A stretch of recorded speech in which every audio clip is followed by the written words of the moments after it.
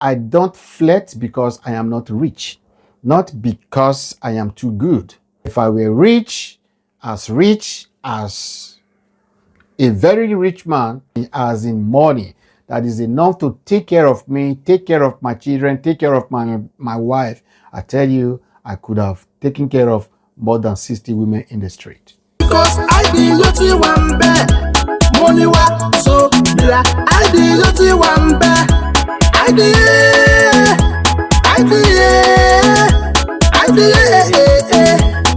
lucky one bear. I tell you, I could have taken care of more than 60 women in the street.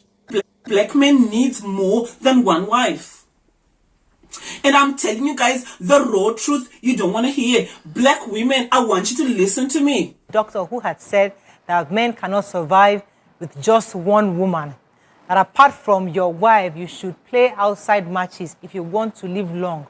But we all know that polygyny has been practiced also in the West under what I can call peculiar forms of polygyny, where it's practiced in extramarital affairs, and voyeurism, prostitution, concubinage, and then, you know, contemporarily there are various types of porn and ways in which men engage women that pretty much reduces them to their sexuality. Biologically, sex is designed for one main purpose: procreation.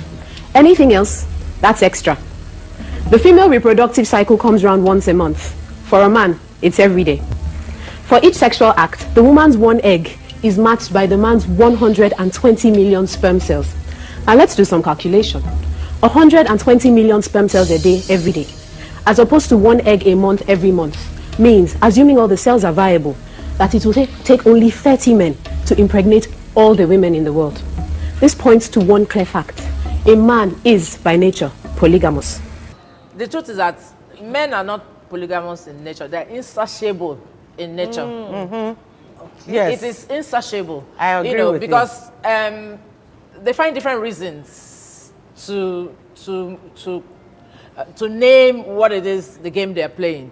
You know, they meet a new girl, and it's like, oh, where have you been all my life? Meanwhile, he has one or two already that he has sung the same song to. As human beings, we like diversity and varieties. If that is not controlled, I don't think we will have a headway as human beings. That is why we have government, that's why we have politics, and that is even why we have religion. Monogamy and fidelity are unnatural situations promulgated by religious beliefs and social pressures. It's a known fact that women, for the most part, are more emotional than men. So it's natural that after a sexual encounter, she'll be attached. But because a man is visual and logical in nature, there's no emotion involved. For him, it's just a physical release that's got nothing to do with love. A man loves his woman by protecting and providing for her. Period. So, we cannot do things just the way we want. We cannot do everything that our man tells us. That is why we have this problem of whether to marry one wife or to marry 10 wives, or to marry one husband or to marry 10 husbands. It is not an easy thing to be used to one particular thing for years. It is not easy. If you ask me as a man, how many wives will I love to have? I will tell you as many as possible. That is not who I am, but it is what I am. That is what I am as a man, as a human being. Man is, by nature, polygamous. But as for who I am, I tell you, I prefer to stay with one woman at a time. You understand that? One woman at a time. I don't flirt because I am not rich, not because I am too good. You know, when you have money too, you are tempted to have more than one woman. That is why people are talking about it is expensive to maintain. It is a fact. It is expensive to maintain, not only in money wise, even with your time and your heart. Sir, you're a polygamist or an advocate of polygamy. Why did you decide to adopt polygamy? It was not intentional. Okay. No. Yes, it's a game of chance. Okay. Yeah. And that's It's a game of chance. Okay. And once it is like that, I have to take it like that. Just move like that. Yes, I have to move on. Okay, can you share your actual experience? What happened? I Actually, when I was in university, I had my first child. Okay. Since then, I've been living alone as a bachelor. Okay. I got married, and my first wife in overseas returned. That is not marrying another person. So before I know it, You helped her. yes, there are two. And once I got her back, my life was improving. Okay. Yes. Okay, so let me understand you. You had a love child when you were in university. Yes. Okay. This love child, the mother of your love child was the one you now married before your wife, who was overseas, returned. No. Okay. I married another person. Not the one that had. Not the love one child. that, yes. So Okay. that one returned from overseas and said that she's not marrying Not another married person yet. Okay. except my very self. So then you decided So to marry the family her. intervened. Okay. It was very hectic, but I have no choice. Okay, but by then you had one wife already, Yes. one baby mama, like they call it now, Yes. and then one returnee. Returning. Wifey. Yes. Okay, so all of them, you Yes, accepted they all are of now them. two. It's Okay, two. the baby No. mama, he didn't marry the baby mama. No. No, he the did not. baby mama was the No. Uncle Edward. No. You don't understand what I'm saying? No. No, She thinks you have 3 wives. no, two wives and a baby Before mama. she calls a 3rd wife for you, the 2 that are watching No, will now I have put you in two. trouble. I have two. Uh-huh. Then the baby mama returned, so there were two. Okay. So 10 years after, I was in love with a widow. Okay. So before you know it, we are together. That makes it 3. No.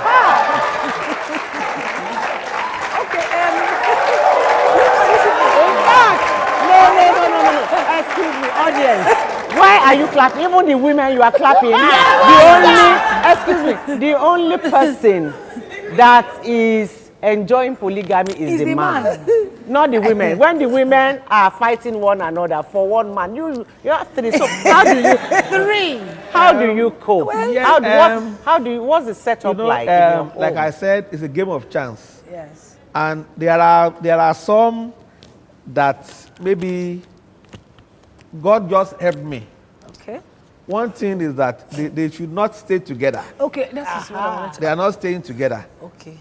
Like in my house now, I have different flats that they are staying. No kitchen together, no parlor together. And if you are a polygamist, you must not be straightforward. Yes, that is the trick. Like a politician. Yes, you are a politician. You must not be straightforward, but you must be faithful to the children. Okay. Yes, you must So be only the faithful to them. children. You must. But is it possible, for instance, they say, is it possible to like people equally? It's not possible. Exactly. That's why I said, if you are a polygamist, you must be a froster. Yes, among your wives, you must be a froster. You must learn how to satisfy them. So it sounds like a lot of work. And you keep saying it's a game. Yes. It's your juxta, it's very ironical, a game, but it's a lot of work. You see, initially it's a lot of work, but before you know it, you'll be used to it. The most important thing is that in polygamy, money is involved. Yes. If I were rich as a very rich man, I tell you, I could have taken care of more than 60 women in the street. I can imagine. Money is involved, and once you're able to satisfy them, you have no problem. Maybe, for example now, maybe the father of one passed on, you spend money there. 2 months after, the other one has something to do with their family, and you now kept quiet. There will be problem. Yeah. So that's why I said money is involved. Money is involved, and the most important thing is to unite the children. Like my own father, my parents, they were single. Okay. That's why I said I got into it by accident. By chance. And I still thank God. I'm enjoying it. And You your should be. children. You should be. I'm enjoying it. One second, please, because he said something now. are your children, or do you think your children are united? Yes. How many do you are. have? By the grace of God now, I won't count them. They are 10 minus 1. They are 9. Okay. Okay. Still And they're Yes. united. They are, yes. I have some of them in Europe Okay. and across the universities in Nigeria. What I do for one parent's children must happen to the other. That's how I do my listening to you, you are making also polygamy easy. so attractive. Yes. You know, in the sense that you say you are married to 3 women by chance anyway, Yes. and then you are not faithful to all of them. You have to pretend in some instances or Yes. in most cases that you are treating all of them equally when you know that you are not fair to all of them equally. And then now you also think that your children are united. Do you know that women, by nature, are not only conniving, they know when they are at a disadvantage They do. in a setup. They do. And once they know that, they tend to also co-opt the children into letting them know how unfair their father is to her situation. And in that case, the children would always tend to go, towards their mother. towards their mother. Towards their So mother. how do you now know that the children are also not being, Conniving too. Politicians. against me. Even in monogamy too, the children tends to be for the mother than the father. So my duty as a father is to satisfy my children and give them the best, which is education and discipline. And I will never encourage them to go into my own plight, because I said it's a game of chance, and I'm so far so good. God just helped me. It's a risky game. You know, if we were given chance to go out of our marriage, maybe 1 year to stay with another man or another woman, as the case may be, I tell you, 95% of married people would have accepted. Arabian countries that are predominantly Islamic, where polygamy is being allowed and accepted, which is part of their culture. Wow. Hey. Lenui. Hey. From your mouth. Nima, do you want to start? Let me give the floor to Nima. Let us start with Nima. Yes. You know that I kind of agree. You agree with him? Okay. Sort of agree. Because my example that I have seen with my grandfather and my dad, I agree. So I'm going to say that how dare you in this modern Okay, time. wait. Since you agree, let me come back to you. Let me start with this. Okay, talk about it. You agree? Yes, please. I do not agree. I do not agree because we cannot, we can't, I do not believe that it is a good example to compare a human with animals. Not just because human beings are different from animals, is that we draw lessons from animals to understand human beings, but we have capacity as human beings to reason and make choices in ways that animals do not have that capacity. So it is very belittling for me to hear a man give examples of how a bull behaves to justify how a man behaves. I'm like, he's a man. He has capacity to decide, I'm doing, I'm not doing. He has capacity to wake up and say, I will, I won't. And we can work on our emotions and hormones respond to our brain stimulus. So I feel that, are we trying to justify the proclivity, and the proclivity of men towards promiscuity, or are we really scientifically saying that the only option for a man is to have multiple partners as a way to deal with his inability to control himself? Excellent. I actually like your angle of argument. That's morality. But my point to you is, whose morality are we defending? My great-grandparents, and I believe your great-grandparents, 5-6 generations ago, did not get stuck with one woman. The idea of one man, one woman was given to us by the Westerners. I agree. It's an economic issue. But let me give you the scientific part. That's why I'm here. That's why I run the only men's clinic in Nigeria. We're the most populous black nation on earth. Okay. We have undue number of black men dying prematurely because of prostate complications. Here in the UK, these women, they come here, they become nurses, and then they think they've made it in life. They start to look down on their men, bullying them. And they make their lives a misery here in the UK. And then they pay their own lobola. And almost every Zimbabwean man has got like a side chick. And I don't blame these brothers, they're waking up. Every Zimbabwean man has got a side chick. And if you guys are listening to me, Zimbabwean men, keep it up. Do not, it's your birthright. Listen to me. I'm your prophetess. It's a birthright of every black man in this world to have at least 2 wives. It's the culture of black people. Our history, our power is actually rooted in polygamy. Our forefathers, our grandfathers were all polygamists. Don't get it twisted. So Harvard women, not men, Harvard women did the research and look at what are the things we can do. You can give me the excuse of diet, you can give me the excuse of exercise. They have not been shown to significantly reduce prostate enlargement. You as a female, you are run by estrogen. I'm run by testosterone. My testosterone gets converted to what is called DHT. That DHT is the only source of food for my prostate. The only exercise my prostate gets is erection. So you're telling me that if you and I have been married and you approach menopause, which by the way, you want it to be so short, because the longer your menopausal age ranges, your risk of breast cancer goes up. But for me, I don't have any other alternative than to ejaculate. So the study came out that if men ejaculate 4 to 7 times a month, they have 30% increased risk of prostate problem. But if they get up to 18 to 21, their prostate risk disappears. And so now tell me, what would you do? What if I'm your brother? What if I'm just your son? Okay. What would be your argument? So when I hear that, I get you. Yes. And then I now look at people like Waike. Waike is over 60 and she's very active. Yes. And that's very unusual for the average Nigerian. I don't know if she's in the bedroom with me. So because I'm not what sure. we are aspiring to do, because we are in our 40s, 30s, and we're saying we want to be in our 60s and be like a Waike. We want to be active. We want to be active till we're 70. So because we've been told that, oh, once you're like 50, women start slowing down. We don't want it. And we are saying we're defining all that these days because 60 is a new 40. So we're saying that things are different. So why would you confine us to say, oh, because you're slowing down, now the man will excuse to go and look for the outside? We're saying, no, we are very capable for sustaining this thing till 70. Bravo, bravo. I like that. If you can give 21 times to your man, please, I'm on your team. Honestly, if you cannot do it, I advocate and I believe medically that the man should outsource it. Now you can argue about my alternative, my options.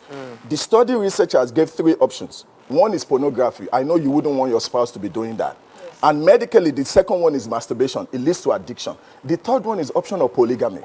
Okay. So it gets under the moral issue again. If you are not comfortable with it, but you can do up to 21 times, I'm on your team. Honestly. Because you are qualifying. I love the idea of qualifying. That the qualifying of the fact that, okay, if your partner is able to satisfy you, not just satisfy you, ensure that you are healthy, because this is no longer just about your satisfaction. It's about the fact that you need this number to be able to be healthy and prevent you having complications from prostate. Absolutely. It is that men are now using your video as license because your video did not qualify the fact that they can have this 21 times with a woman. No, but he's saying is there any scientific... No, but he's saying that even with your wife, that you have relaxed. No, I just want to go there now. Is there any scientific proof that women cannot meet up with the 21 times per month facility? Good. So let's face reality. So when a young girl starts her menses... We're not doing reality, we're doing scientific. I'm going to... Yeah, it's based in science. When a young girl starts her menstrual period, it's driven by estrogen. Your goal, and as a father, your goal as a woman is you want that exposure to estrogen to be short. Start your menses later. So because if girls start menses around 10, 11, they have a higher risk of breast cancer the longer they get exposed to estrogen. So you want the menopause to come quicker. When that happens, what goes on? Women are devoid of estrogen. Your vagina gets dried up. Your sexual urge decreases. And again, the issue I mentioned on the video is about pheromones. You are no longer as attractive to your husband as you used to be. And so when men come to my clinic, they complain about, look, when I'm with my wife of 25, 30 years, my body doesn't get turned on. It becomes a medical issue. But when I go to my side chick, my body gets turned on. You give me an alternate answer to that, and I will let the men know. Okay, so I don't want to say like it's only me and you. No, we are enjoying you. Because it's like when doctors, we talk about this thing that when you go and meet a doctor and you tell the doctor you have your sugar level issue, instead of telling you to stop taking soda, they will give you a pill. So we're not really treating the issue. The issue is not lack of the issue is lack of attraction. there's lack of attraction. So it should be go for therapy, get into each other, get more funky with one another, get the fire burning Not go and again. cheat. Not go and cheat. Because the issue is not a lack of ability, is a lack of interest. But rather than solving, don't take soda drink. Doctors like you will just prescribe pills, which does not solve the problem and might lead to further complications. So I'm not just a clinician, I'm a researcher. I'm not going to give you a superficial answer and say, look, let's go to therapy. Therapy has not been shown to do jack. Let's look at what is causing the problem. The problem is hormonal. I am driven by testosterone. Unless you can give me an alternate to my hormonal response, going to therapy will just be a temporary fix. So when they discover pheromones, they talked about issues like, okay, maybe you guys should go on vacation, separate. They come back to find out that that would just be a temporary fix. A man needs to get at least 21 times to save the issue of prostate problem. You are not going to be living with a Foley catheter where you will not be able to perform socially. You are not going to be doing that. So let's address what is the underlying thing. There is a good reason God gave men testosterone until they go to their grave. Why do women have biological clock? My point to you, just like pheromones and the researchers have said, women have that short period. So yes, like my sister that could be still sexually active, we want that. Because there are other benefits. When a woman is engaged sexually active and she releases more oxytocin, her chances of breast cancer decreases. So it goes both ways for men and women. And if you think it is not easy as a man to stay with one woman, then how do you think it is easy as a woman to stay with one man? We are all human. Everyone wants to change car. Everyone wants to change an environment. Everyone wants to change home. Everyone wants change. Everybody wants variety. Everybody wants something new. Everybody wants another thing. Pastor Patrick Camara, do you live a polygamous life? Of course, yes. Every man is polygamous. Is that sanctified by the book? The Bible.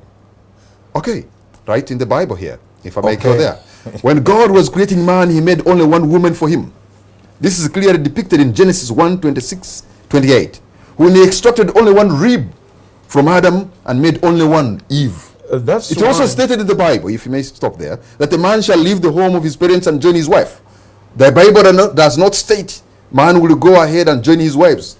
These two examples clearly show that God only intended one woman for a man, not two, not three, not more. And that is against the Holy Book. Excuse me. When you refer to Genesis, I take you also to show you that in Matthew also 22, verse 30, our Lord referred us back and says, in heaven won't be marriage.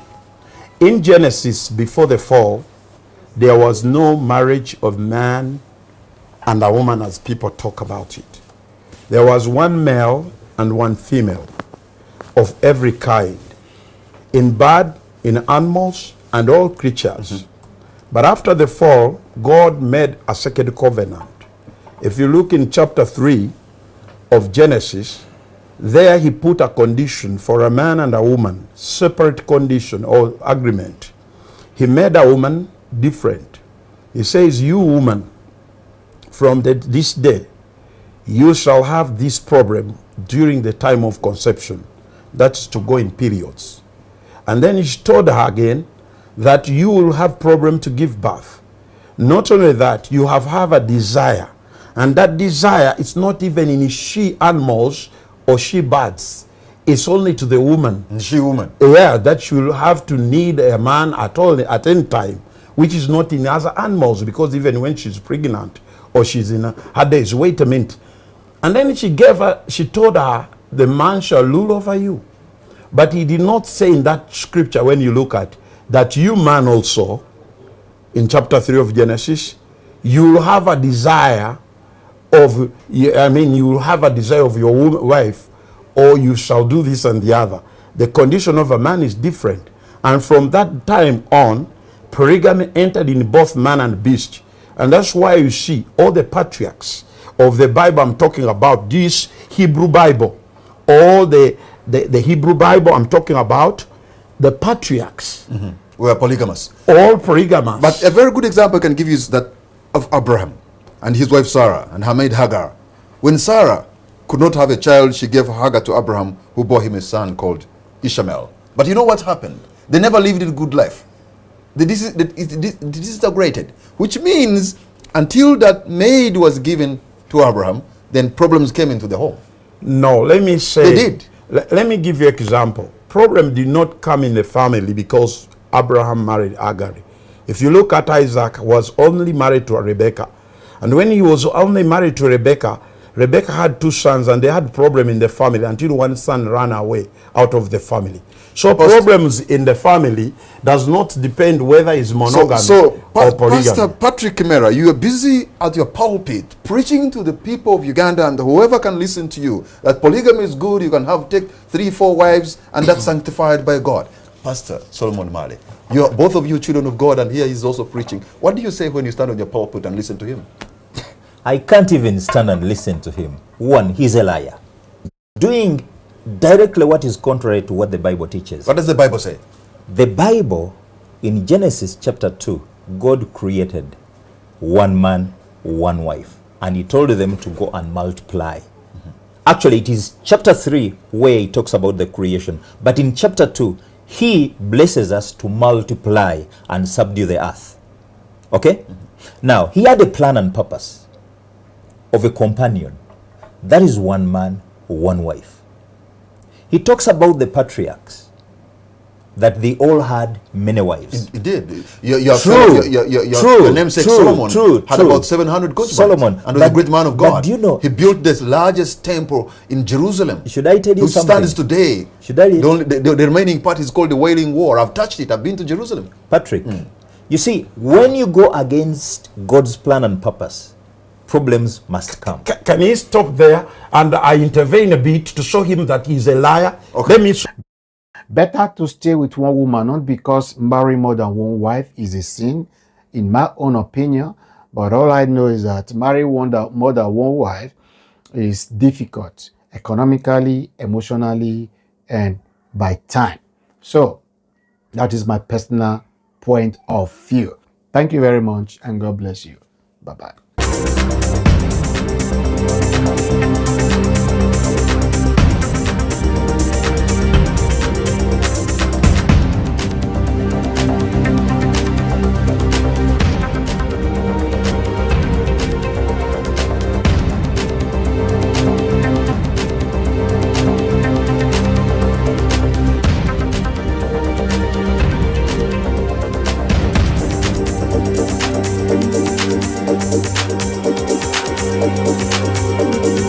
Thank you.